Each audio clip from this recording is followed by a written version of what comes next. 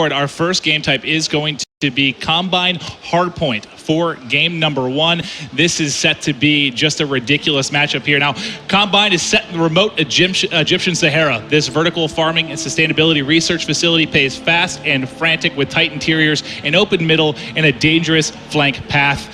I think this is going to be an absolute battle. We've had some really back and forth games throughout the past couple days. Right, the middle of the map gets crazy, and you're able to win those gun engagements with assault rifles from base to base. It's got a wall that you can actually wall run to the opposing team's base, and then that far side of the map has that wall running spot all the way on the opposing side. So that is a good flanking area to get to the opponent's base. Then you're going to have the other side. It's going to have just a rocky area where you're going to have to win some close quarter gun engagements. And what I love about this map is viable for SMG players and assault rifle players, right? The SMGs can go on the flanks, play close quarters on the outside, and then the ARs can dominate the middle. Yep, it's certainly going to provide a good variety. Now, we talked about bans and protects and how influential they're going to be on the game. Let's kick it off. This is going to be the first glimpse here of the live ban protect system. Yeah, so Tommy and Sensor are both going to go at the same time here, and it's pretty much a race. So you see Sensor, he's going to ban that thermal sight, and Tommy, he's going to go for the UAV. So both those players are going to go down to the next two players in line. Yep, we'll keep ripping through here, see what players are trying to eliminate. It was really awesome just watching through the course of that first day how dynamically it changed game by game as players started to adapt to each other's playstyles. Right, because players started to ban, the guns that the other players were good with. And then it saw, game to game, game mode to game mode, really changed. See Gotaga, he's going to go to protect that M8A7, favorite of everyone from Black Ops 2. Yeah, we've seen that M8 used so much, and not surprised that's the first one protected. You'll see Flex going to be banning the mothership, and then Kiwi will protect that man of war. That's for his teammate, though. That's for his teammate, that's for Buzzo, 100%. Yeah. Buzzo has been ripping with that man of war. Here's where, the strategy comes into it. Buzzo has that last ban. He's not going to be able to really, Merc would have probably banned the man of war right there. That's been Buzzo's go-to. He ends up getting rid of 6th Sense, and then Buzzo gets rid of C4 at the end, and now we have the specialist draft Maven. Yep, this is huge. Now, we've seen a lot of different game types. We've seen how these players have adapted again over the course of the past couple days. These picks are going to start to come in. You're going to see Annihilator coming in as first pick for Sensor and Tommy. Tell me a little bit about that specialist class. Yeah, so the Annihilator is that massive high-caliber revolver with penetration rounds. You're going to see players try and pick up lots of kills on the outside. You're going to see TP go with Ruin Overdrive. You expect that out of a lot of the OBJ players. Lets you to move fast around the map. Gotaga going for that Outrider Sparrow. It's going to be nice to have that bow be able to. Yeah, we haven't seen it used a ton. We'll see if it can be used to effect in this hard point. And then Rejack, you'll see that coming in on both teams. Tell me a little bit about Rejack, Matt. So Rejack, when you die, allows you to come right back to life. There's a smoke around it. It's great for players that want to hold down positions and then they want to get a second chance of it, right? You have to use it at the right time, or else it's not going to be as effective. You see the last two players, it's going to be a Prophet Tempest from Merc, and then Buzzo going to go with that Reaper Psychosis. That's one that we've seen a lot of players do some nice stuff with. Oh, yeah, the Psychosis, you're going to have those holograms. We've seen them use the drones. Able to, defensively, we've seen it offensively and hardpoint specifically. You'll have people set up in the hardpoint. You're trying to bust in. You send out the holograms, provide a bit of a distraction, then you're able to fly in with the sub, fly in with the AR, make a big play on the hardpoint. It's been phenomenal for me to see just how quickly, I know it's too early to develop. Innovating how they've been using this stuff, right? The first day we saw them just kind of basically using them, just randomly whenever they got them. Now you're seeing them time when they use these specialist abilities really coming up clutch. We've seen a few times where that Rejack has come in, saved a team from losing those spawns, and then we've seen something where the Prophet Tempest it's able to just jump into a hill, clear, weaken 2 or 3 opponents. So it's going to be interesting game to game how this is going to change. And you'll see here the one bit we didn't talk about. You get to edit your class and score streaks before we hop into the action. Obviously, with how much more diverse this game's going to be, how much more you have to be familiar with different weapons, different score streaks. Before each game, you're going to have a chance to edit your class, get everything set to go. As soon as players ready up, we'll be ready to hop in. Again, game 1 is going to be Hardpoint on Combine. I cannot wait to get the action, Matt. And as a team, you're really going to have to work together to pick, what are we going to ban? What are we going to protect? What order we're going to do it in? And then, as we said before, it's a race. So those first 2 players are trying to ban and protect the same thing. It's to whoever gets there first. All right, game 1, Team Kiwi going up against Team TP. All right, I know this isn't the finals of a tournament, but I still need a prediction out of Matt. Who you picking in this one? Team TP is pretty strong. I'm going to be looking to see how Buzzo, though, plays for Team Kiwi. He's got that Reaper Psychosis. With the assault rifle, you imagine they protected the man of war. He's going to have that in his hands. Going to be interesting to see how he's going to play. Well, speaking of what you talked about, Buzzo, I'm going to kick things off with him as we're getting ready to hop into the action. What's bound to be an amazing game 1. Yeah, and you're going to see them fight over this middle hard point. It's going to be right in the center of the map. Going to be teams fighting from all over the place. You're going to see teams going all the way up to that top side. You're going to see that green arrow try and get to the other side of the map for that flank. And then on the left-hand side, you're going to see players try and win those close quarter engagements and then just slide out and take that middle hard point. Yep, you can see via the X-ray. Obviously, that is just for you viewers at home, and us casters able to get vision on where the pushes are coming for. Buzzo is going to be taken out after he started out 2-0. Going to switch over to Team TP. Tommy also 2-0. He's set up in the hard point right now, trying to get as much time as he can for his team. Out to an early lead here. Now, one thing I want to touch on is we're early into the game. We have a little bit of time to talk here.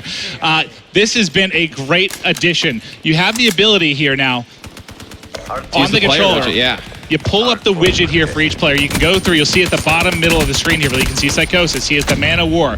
You can go through all the perks, see everything that they have on their class, able to pop it right back out. It's incredible here for us and for you at home to see what's going on in the action. It's such a great little graphic end feature in the Codcaster mode. I mean, makes it so easy for the broadcast. It just looks great and professional. And you see Buzzo on a 5 streak now, has that Psychosis ability. It'll be interesting to see when he decides to use that. He's getting close to his streaks as well, Maven, so he's going to try and set up for this next hill, regen some health, try and get those streaks. As we remember back to Black Ops 2 competitive play, how large were score streaks? Huge. It just completely changes the game. It's amazing to have them here in Black Ops 3, as we'll see Buzzo so close to streaks, and now he's going to have it set up. Going to have the Hellstorm missile, going to be set up for when he comes off a spawn. We're going to stay on with him, as he's got his specialist ability up. He's fully got loaded. streaks. I mean, he has his specialist ability. He has 2 score streaks. The Hellstorm and that Guardian will decide when he uses it, and that's what's going to be the whole metagame, right? You're going to have that pre-match metagame deciding, what we're going to protect, what we're going to ban, what specialists we're going to use, and then in-game, right? When to use score streaks is such a large part of Black Ops 2. Now it's when to use your score streaks and specialist abilities, because those special abilities can change around the game, right? This hard point's so close. Let's say there was a ruin with the gravity spikes. He was able to just jump in there, clear a hard point out like that. You wouldn't want to waste that. You see, that is going to be the Nomad using his rejack ability to come back to life right there. Yeah, I'm going to keep eyes on with Tommy real quick, just because he's 9-6. He has the Annihilator in his pocket when he's ready to use that. We've seen that be used very effectively in different game modes. There it is. There's the one-shot kill. Can he get a second? Able to pick it up as he's heating up with the Annihilator. You see he's got 5 shots left in that. They've got a 23-point advantage here, and Tommy's starting to roll. And we've seen some players do some great things with the Annihilator, because he absolutely destroys Gotaga there. And they're just able to push out those spawns and really just lock it down for the team. I mean, how huge on a hardpoint, Maven, is when your team gets control, you're able to push out, take 2-3 players out from the next wave of the opponent. It's able to buy your team, 20, 30 seconds on the hill. Well, we had Kiwi in the hill. He's 11-9, going to end up dropping here. They're trailing big time. We've seen some great comebacks in this game already as we've been watching just the action again over the past couple days. We already see Sensor here. He's going to push forward with the Kuda. Not able to win that gunfight. He is going to end up dropping. They're starting to mount the comeback right now for Team Kiwi. And I got to go back to Buzzo, though. He hasn't even used his streak set. He's still holding on to the specialist. I'm going to keep going back to him just so you at home can get an eye of when he's going to start to put these into effect. Yeah, you definitely want to see his Psychosis come into effect. It's going to be awesome. So you see that Nomad ability, that rejack coming into effect again. He had no idea where that player was going to come up and go once he's out of that smoke. And see, Buzzo gets taken out by that guy, but it's all timing on when to use these, Maven. You see Buzzo just waiting for the perfect opportunity to do so, because his team is still pretty close in the game, right? There's no reason to panic right now. Still 6 minutes, 20 seconds to go. You're going to expect him to hold on to it when it's really, in a clutch situation. And TP right now, on the side of Team TP, starting to pull away a bit here. 40-point advantage. I'm going to stay with him through the respawn. He's 16-11. You can see he has his specialist ability locked and loaded as well. Beginning to heat up here. Starting to really pull away. Excellent job from his side thus far. The specialist abilities are going to change from player to player. You see the overdrive is going to be activated by TP. He's going to get that fast player movement cross map. You're going to see OBJ players in lots of, objective-based game modes obviously use this, and as he's using that Kuda probably the favorite of the SMGs from the players thus far. Yeah, you can see how fast he was able to get into the action, get back to that hard point, pick up the 2-piece there with the sub. Great stuff from TP, and they're completely in control of this game right now. Look back to Black Ops 2, right, for competitive games. There was the OBJ players, the anchors. Now, with the specialist abilities, you're going to have different, anchors and OBJ players play differently. Like an anchor, for instance, would probably use the Outrider Sparrow, the compound bow, able to just stay at range and pick players off. Maybe they use the Annihilator pistol, able to pick up some easy kills on the rotation, or even, you could say you can use the combat focus, earn more towards score streaks. While it's activated, rack them up. And here's you see the compound bow come into effect. Sorry, Sensei, going to stick that one in your back. He's going to tag him up, just trying to pick one up. Gets hit markers, and in comes the Sparrow kill for Gotaga as he's able to take down Merc. It's such an awesome animation when he hits him with the bow. It's just awesome to watch the players fly back. You see Tommy with that Annihilator pistol yet again, picking up another one. He has been so good on when to use that. Though he's done a great job knowing when the players are coming off spawn and from where, and then using that specialist ability, able to pick up 2-3 kills for his team. And Buzzo pushing in, still has the Hellstorm, still has his specialist to work with as well. He's got 3 players in front, getting pushed, not able to clean it up. You can see we've got like 5:45 on the clock right now, and this one just continues to pull away here. Yeah, and you see Flexi with the Kuda, going to be playing pretty OBJ-minded near the hill. He's going to have one player use that reflex ability outside. Now they're just going to watch this side door.